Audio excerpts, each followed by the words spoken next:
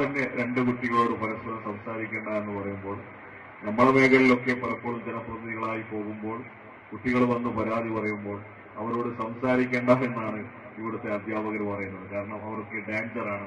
അങ്ങനെയാണ് കുട്ടികളെ പലപ്പോഴും ഇവിടുത്തെ മേഖലയിലെ ഉദ്യോഗസ്ഥന്മാരൊക്കെ പറയുന്നത്. കഴിഞ്ഞ ദിവസം ഒരു സ്കൂൾ സന്ദർശിച്ചപ്പോൾ ചെറിയ കുട്ടികൾ UP-LP സ്കൂളിലെ കുട്ടികൾ പറഞ്ഞു, എനിക്ക് ID കാർഡ് വേണം സർ. തൊട്ടടുത്തുള്ള CBSE സ്കൂളുകളിലൊക്കെ കുട്ടികൾ ID കാർഡ് ഇട്ട് കാണുമ്പോൾ ഞങ്ങൾക്കൊരു ആഗ്രഹം എന്ന് പറയുന്ന ഒരു കൊച്ചു ആഗ്രഹം എന്ന് പറഞ്ഞപ്പോൾ ആ കുട്ടികളോട് പിന്നീട് ആ ടീച്ചർ പറഞ്ഞത് അവരോടൊന്നും പോയി പരാതി പറയരുത്, അവരൊക്കെ ഡേഞ്ചറാണ്.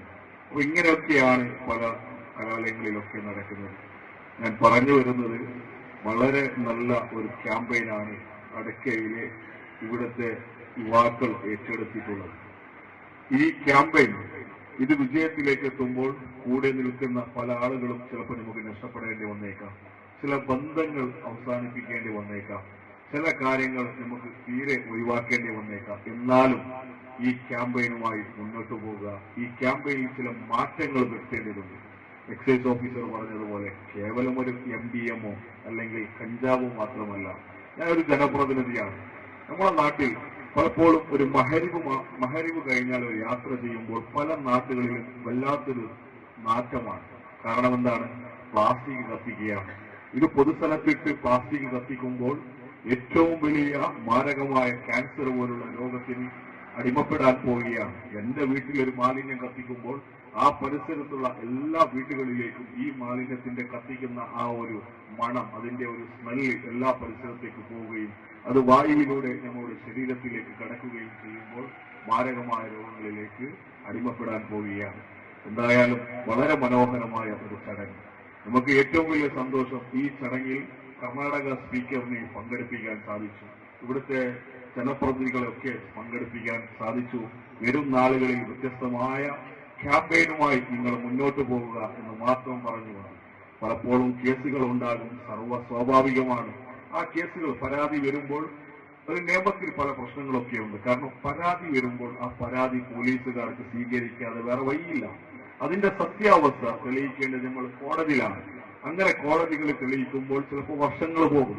ഞാൻ തന്നെ എത്രയോ കേസുകളിൽ ചെയ്യാത്ത കുറ്റങ്ങളിലൊക്കെ അകത്തടക്കം കിടന്ന ഒരാളാണ് എന്നും കൂടി PMT അബ്ദുല്ലയെ ഓർമ്മപ്പെടുത്തുന്നു. കാരണം അദ്ദേഹത്തിന്റെ സ്വാഗത പ്രസംഗത്തിൽ പറഞ്ഞതാണ്, പരാതിക്കാരൻ പരാതിയുമായി പോയപ്പോൾ പരാതി സ്വീകരിക്കാതിരിക്കുകയും അടികൊണ്ട് നമ്മൾ പിന്നീട് പ്രതികളാവുകയും ആ പരിസരത്ത് പോലും ഇല്ലാത്ത ആൾ പിന്നീട് കേസിലെ രണ്ടാം പ്രതിയാവുകയും ചെയ്തിട്ടുണ്ട്. ഞാനൊക്കെ പലപ്പോഴും സ്റ്റേഷനിൽ പോയി ജാമ്യമെടുത്ത് വന്നൊരു കേസിൽ പിന്നീട് ചാർജ് ഷീറ്റ് കൊടുക്കുമ്പോൾ ജാമ്യമെടുത്ത ഞാൻ ആ കേസിലെ പ്രതിയാവുകയും 10-12 വർഷമായി ആ കേസിൽ വിചാരണ നേരിടുകയാണ്.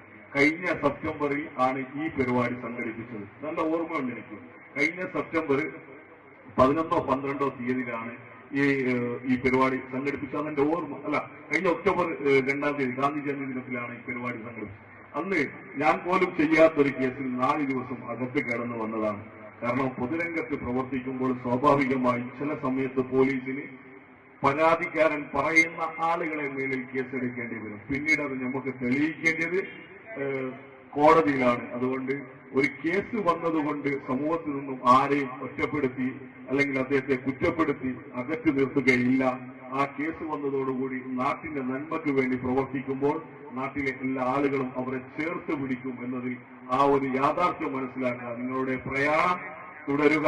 ജില്ലാ പഞ്ചായത്ത് അംഗം എന്ന നിലയിൽ തീർച്ചയായും നിങ്ങളുടെ കൂടെ ഈ അടക്കക്കാരുടെ കൂടെ അടക്ക കൂട്ടായ്മയിൽ കൂടെ ഉണ്ടാകുമെന്ന് ഈ അവസരത്തിൽ പറഞ്ഞുകൊണ്ട് ഈ പരിപാടിക്ക് എല്ലാവിധ ആശംസകളും നേർന്നുകൊണ്ട് നിർത്തുന്നു.